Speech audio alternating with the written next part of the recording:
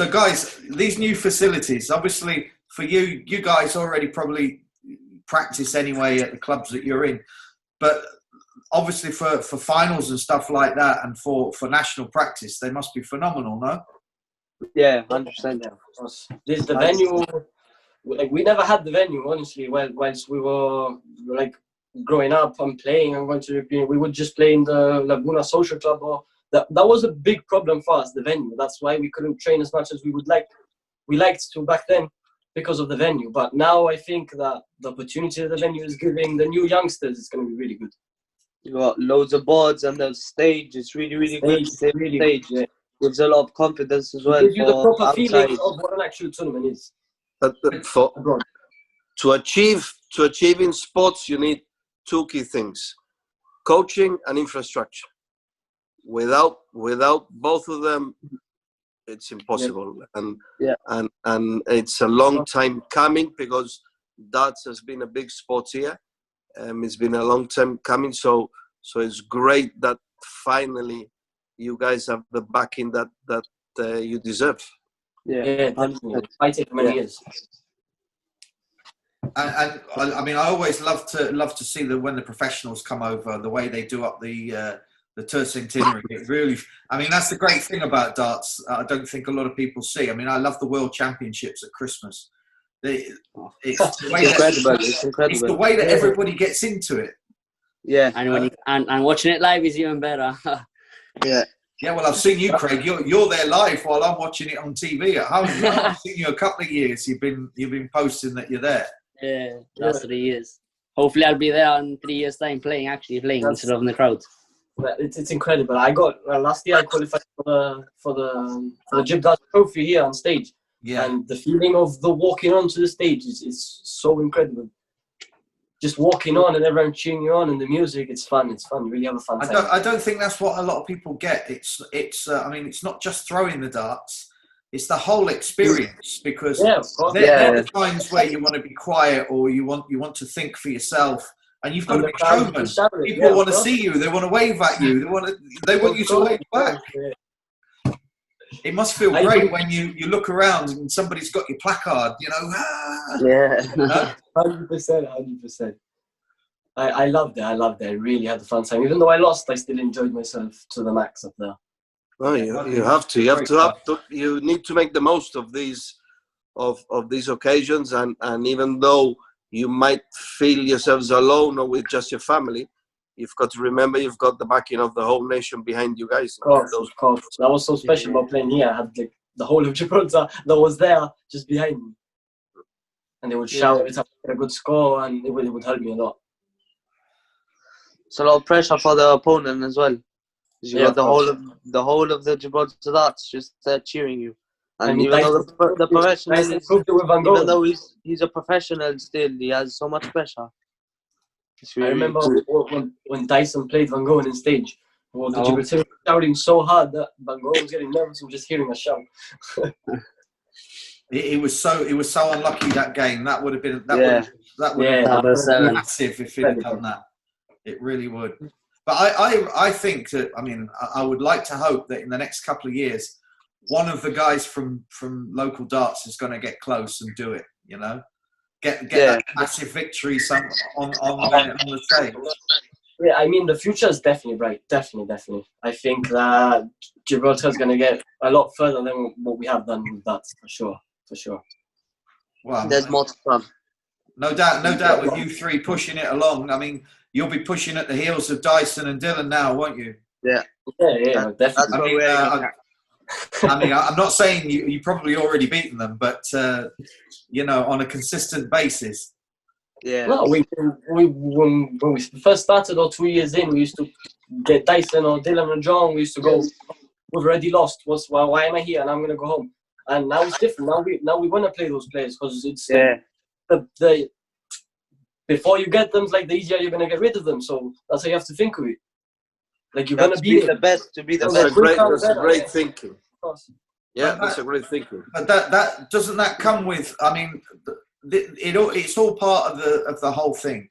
You go away, you get your match temperament in these youth tournaments, playing other internationals. So then what happens is when you actually come back, they're not so daunting anymore because you've already savoured and you tasted what it's like. So that must be an enormous value to you. It's a lot for an association to send you away, but they're quite important things. Yeah, like the level outside in Europe, in the world is crazy. I can tell you from experiences we've been playing Netherlands, England. Those people are they're good. They're very good Dutch players. I went to my first development tour and I played the first match and I lost and I had to chalk a game, and the first game that I chalked, someone got a 9 data. Wow. And like, 9 data for fun now. That's in junior. That's in junior. That's in the junior champion. That's junior level. Yeah. The 19-year-old first person from Netherlands. It's like in the PDC now, like the juniors are taking over the PDC now. 19-year-olds, 20-year-olds is just doing bits in the men's tournaments, everything. I think darts have just increased so much in the last 3 years. It's crazy. It's incredible, yeah. Back me since I was a kid when I used to stand there. How the hell can they deduct so quick? Add and deduct, because you have to add the points that you're scoring and take them off. And I used to say, maths is my strong point at school. I could never do it. Honestly, never do it. What I find with chalking is it's not really my head. It's just the technique that you write it down in.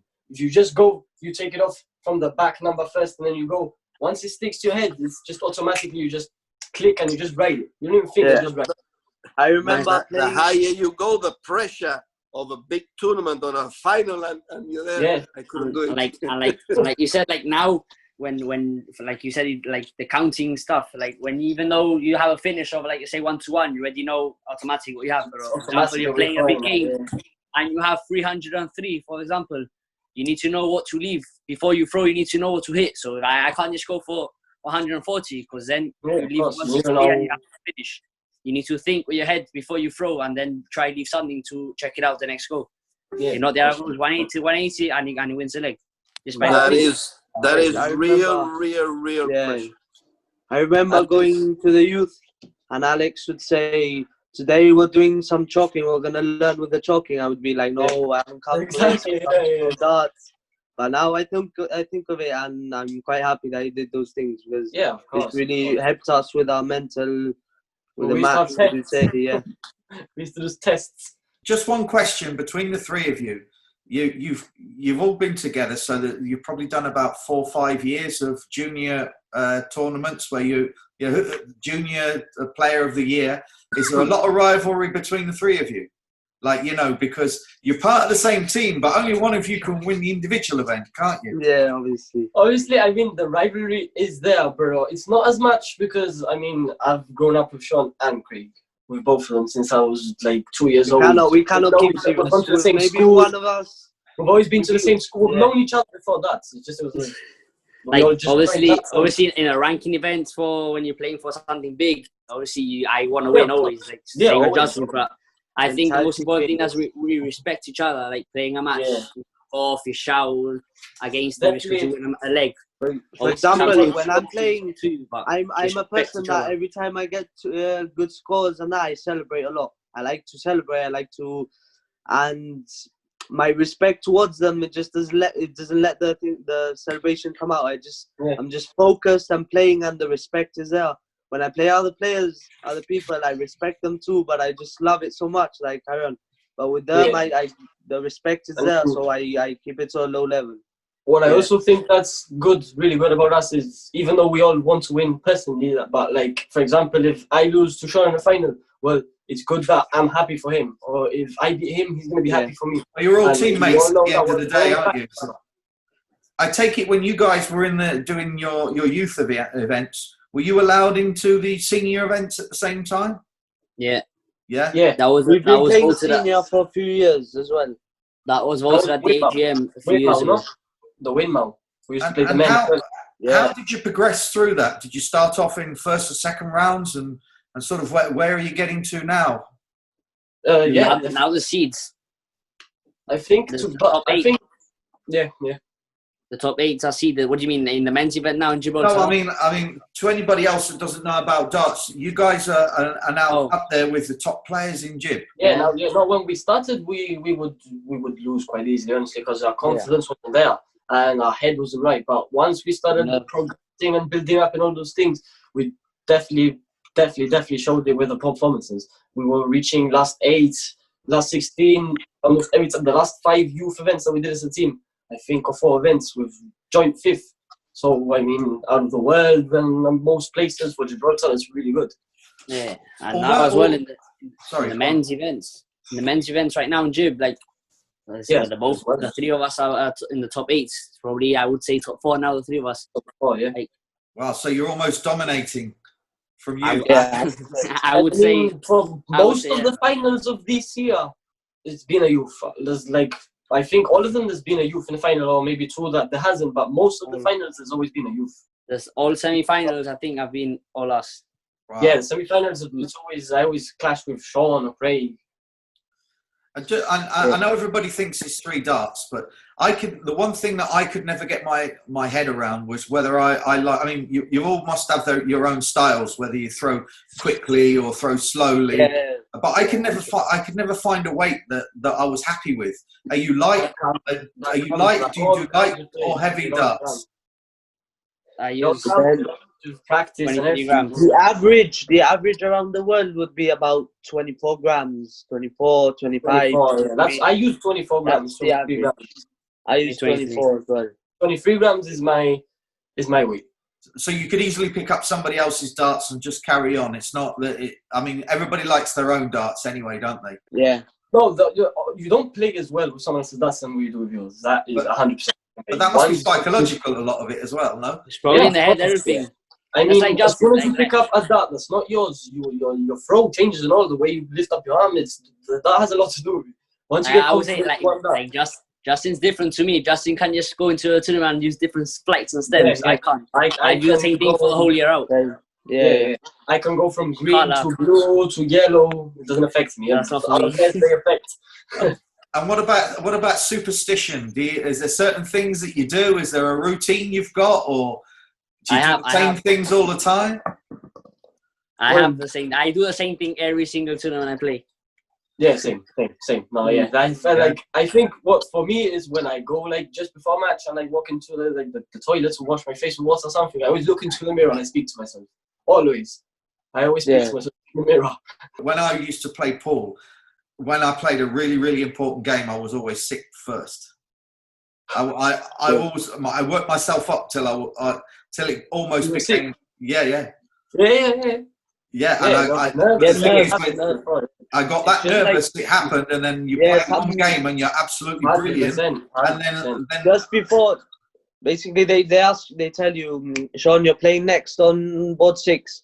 Then once they say that, your nerves come up, and you're like, come on. Once you get to the board, then you come down. But I mean, the bit that I used to find hard was still trying to be sociable while concentrating, because once you've had your name called out, I wouldn't want to talk to anybody.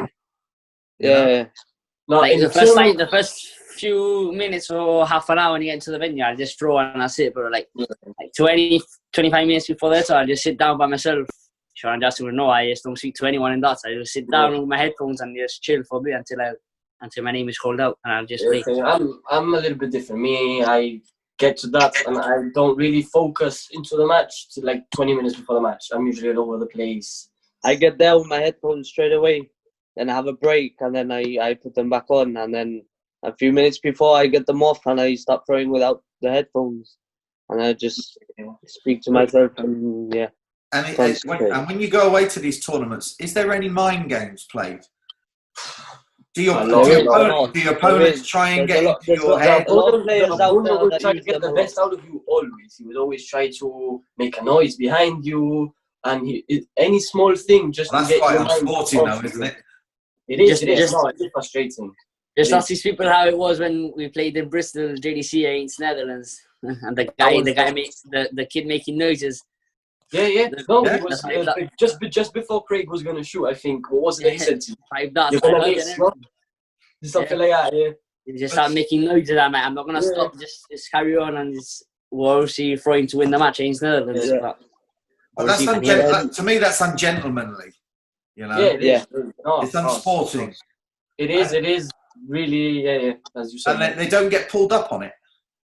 Most of the times, no. Literally, most of the times, no. It's sad. Or if you do it on stage, you can get some fines. They give you fines and that.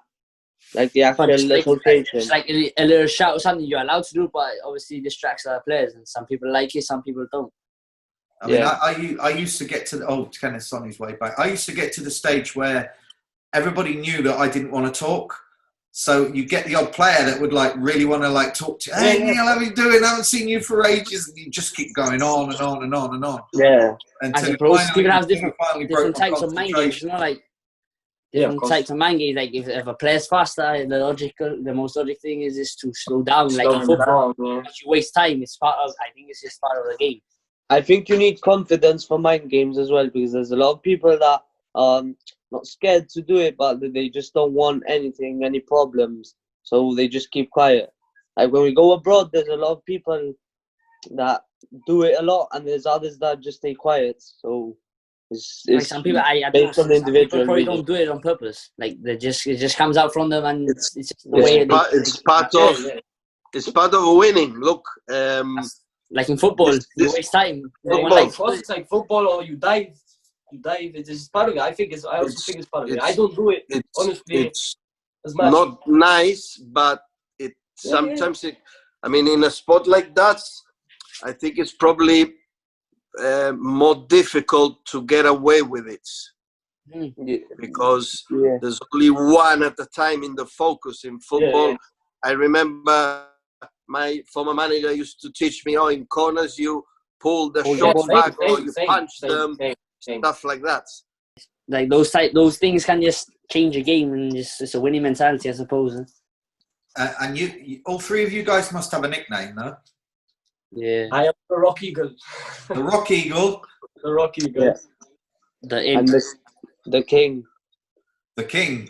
Yeah. Oh, that's the Rock Eagle, the Imp, and the King. No, I know about the Imp. I know. I've seen the Imp. We got the personalized shirts as well. Well, that's part and parcel of it, isn't it? And has any of you got like flowery or loud shirts, or is it all like really toned down? Just the Rock of Gibraltar. Yeah, look.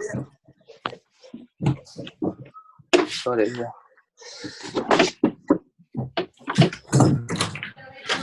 See, this is my shirt. Yeah, I've got a picture of that one.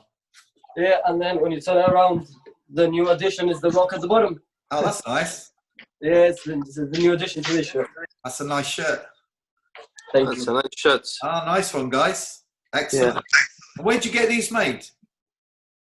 From Poland. Actually, it's a man from Poland who designs the shirts, and we get in contact with him for Facebook. And a specialized darts company or something. Yeah. We've been with him for a couple of years now, and he treats us really nice. I mean, the prices that he got our national shirts from there as well, and he gave us really good prices too. And he posted our pictures on his wall on the page, and it was really good. Because it's something different and something, and to see where you guys have taken Gibraltar, it's something special.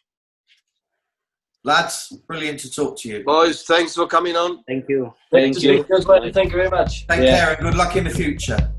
Thank you. Bye.